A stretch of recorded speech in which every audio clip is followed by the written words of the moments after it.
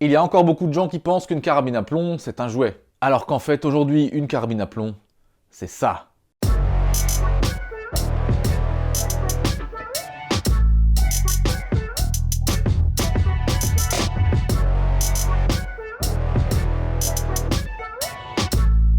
Vous êtes avec Projectile et aujourd'hui, on tord le cou aux idées reçues sur les armes à plomb.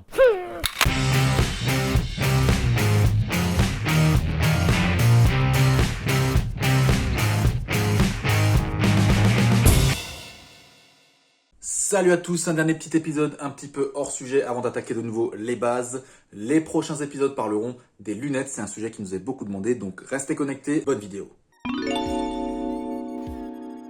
Le premier réflexe que les non-initiés ont généralement quand on parle d'armes à air, c'est de nous dire « ouais, c'est des jouets pour les gamins ». Ça, c'est une Artemis P18. Carabine d'entrée de gamme PCP en calibre 22, elle développe 38 joules d'origine et celle-ci a été légèrement modifiée, elle en sort à peu près 60. Les carabines à air PCP en calibre 6,35 développent en général plus ou moins 70 ou 80 joules, facilement jusqu'à 250 joules en 9 mm et ça monte même jusqu'à 2000 joules pour les plus balèzes en calibre 72. Et ouais, les temps ont changé les mecs, c'est fini l'époque des carabines de foire toutes pourries. Le tir au plomb, c'est tout ce qu'il y a de plus sérieux. Le 10 mètres pistolet à air et le 10 mètres carabine à air sont des disciplines olympiques d'une technicité et d'une exigence que vous ne pouvez pas imaginer si vous n'avez jamais essayé vous-même. Je vous invite d'ailleurs à aller voir des vidéos de ces compètes-là sur YouTube. Alors c'est pas spectaculaire c'est sûr, mais si vous êtes curieux, vous pourrez apprécier l'incroyable régularité, la concentration et la maîtrise physique dont font preuve les tireurs. Franchement, c'est assez hallucinant. Il y a aussi d'autres compétitions internationales de haut niveau, comme par exemple le Field Target, qui consiste à toucher des cibles de 15 à 40 mm jusqu'à une distance de 50 mètres, avec des carabines pour la plupart limitées à 16 joules, et ce, à des distances variables, sans que le tireur n'ait d'indication sur la distance à laquelle se trouve la cible. Pour corriger sa visée, il doit se débrouiller avec sa lunette, son expérience contre le vent, les changements de hauteur, etc. Bref, c'est hyper technique. Le bench rest est aussi une compétition de très haut niveau, où les carabines sont en appui avant et arrière, et où le but est d'arriver à une précision maximale malgré le vent et les facteurs influents sur le tir, et les airguns n'y sont pas en reste. En reste, tu l'as? Le bench rest? C'était écrit hein, en plus. C'est moche putain de faire ça. Les armes à plomb sont capables d'une précision hallucinante. Par exemple, les armes à air destinées aux 10 mètres sont d'une précision chirurgicale. Dans cette vidéo d'un fabricant d'armes à air de compète connu mondialement, 5 tirs d'une carabine bloqués dans un étau passent tous dans le même trou qui au final n'est pas plus large que le plomb lui-même. Hallucinant, je vous dis. Les carabines PCP non match, mais haut de gamme, sont capables elles aussi de faire des groupements très serrés, à 50 mètres et même beaucoup plus. Et je dis les hauts de gamme, mais certaines carabines pas forcément haut de gamme sont aussi capables de très bons résultats.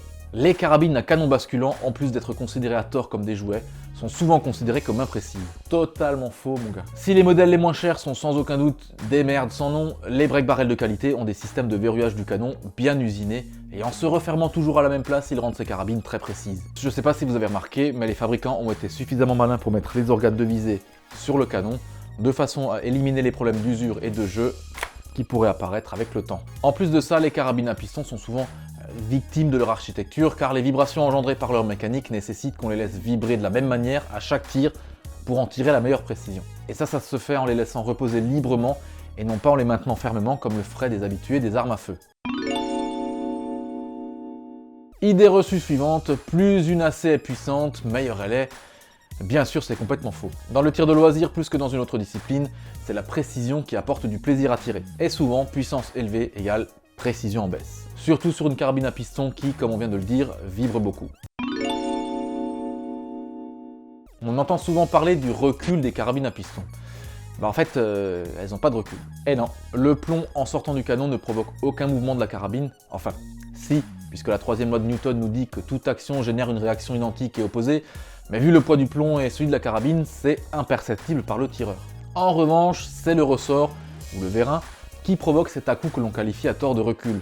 Au moment où l'on presse la détente, le ressort est libéré et provoque un mouvement de recul de la carabine vers votre épaule, en même temps qu'il propulse le piston en avant, toujours selon la même loi physique. Ensuite, et toujours pendant que la carabine recule légèrement, le piston vient taper en fin de course au fond de son cylindre et créer ce choc que l'on entend lors du tir, propulsant cette fois légèrement la carabine vers l'avant alors qu'elle était en train de reculer.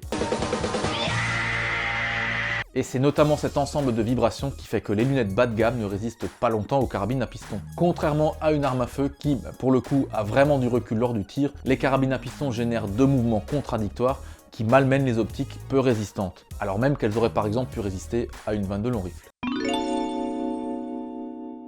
Je rebondis immédiatement là-dessus pour répondre à ceux qui mettent des modérateurs de son sur des carabines à piston. Oui, ça peut étouffer le claquement produit par la détente de l'air derrière le plomb, mais non, on ne peut pas rendre une carabine à piston silencieuse. Pour la simple raison que l'on a évoquée plus tôt, la majorité du bruit produit par une carabine à piston vient du piston justement, qui tape dans le cylindre. Et d'ailleurs, si vous ne me croyez pas, éloignez-vous de quelques mètres de votre poste de tir et faites tirer quelqu'un d'autre à votre place avec votre carabine. Elle vous paraîtra beaucoup moins bruyante car vous n'aurez pas le choc du piston à quelques centimètres de l'oreille. Les meilleurs plombs, c'est les plombs destructeurs de 1000 à tête chercheuse. Bah non. Les meilleurs plombs, c'est ceux qui vont là où vous tirez. Si c'est pour tirer dans les coins, non merci. On le répète souvent, mais quand on achète une arme à plomb, comme une arme à feu d'ailleurs, il faut trouver les munitions qu'elle préfère. Vous devrez donc essayer différents plombs pour trouver ceux qui vous donnent les meilleurs groupements. Commencez donc par tester des plombs reconnus pour leur régularité de fabrication. Vous devriez y trouver votre bonheur. Et cette règle vaut pour tous les types de plombs, qu'ils soient destinés à la cible ou au plinking. Une lunette rend une AC plus précise. Bah non, toujours pas. Une lunette de tir ou un viseur point rouge par exemple ne rendent pas votre AC plus précise. En revanche, ces aides à la visée rendent la prise de visée plus facile pour le tireur. Plus besoin d'aligner une hausse, un guidon, la cible et son œil, mais simplement un réticule sur la cible, avec l'œil bien sûr. Le grossissement de l'image est réglable, on peut corriger le phénomène de parallaxe, etc., etc. Voilà les idées reçues qui nous sont remontées le plus souvent. Si vous en connaissez d'autres, dites-le dans les commentaires. En attendant, soyez curieux, renseignez-vous, et à très vite dans Projectile. Non, mais je me dis, hop, faut générer du commentaire, mais non, je m'en fous, en fait, je vais juste faire des vidéos qui sont informatiques. Discussion entre vous deux, d'accord. Ouais. Excellent.